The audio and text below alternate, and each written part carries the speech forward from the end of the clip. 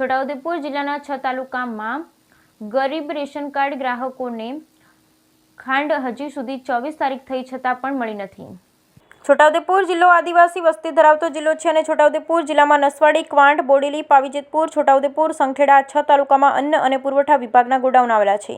ત્યાંથી સસ્તા અનાજ સંચાલકોને અનાજનો જથ્થો વિતરણ કરવામાં આવે। મહિનાના છેલ્લા દિવસે આવી ગયા છતાંય ખાંડનો જથ્થો અન્ન અને પુરવઠા વિભાગના ગોડાઉનમાં હજુ સુધી ન આવતા સસ્તા અનાજ સંચાલકોને જથ્થો ન મળતા ગરીબ આદિવાસી સમાજના રેશન કાર્ડ ગ્રાહકોને બજારમાંથી મોંઘા ભાવની ખાંડ લેવા મજબૂર બન્યા છે। હાલ બજારમાં 45 પ્રતિ કિલોને ભાવ છે, જ્યારે રેશન કાર્ડ ગ્રાહકોને 22 રૂપિયા કિલો ખાંડનો ભાવ મળે છે।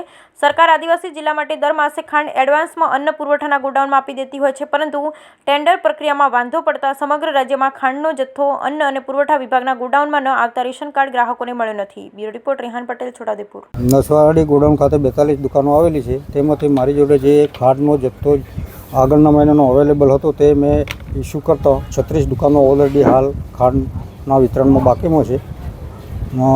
ખાંડ ન આવવાના બાબતે ડીએસએમ શ્રી સાહેબને પૂછતા તેમને ટેન્ડરની પ્રક્રિયા ચાલુમાં હોય, જો અઠવાડિયું હજી બાકીમાં છે તેમ છતાં જ 2 દિવસ બાકી હશે ને આવક થશે તો અમે અમારી રીતે પણ 2 દિવસમાં વિતરણ પૂર્ણ કરી દઈશું।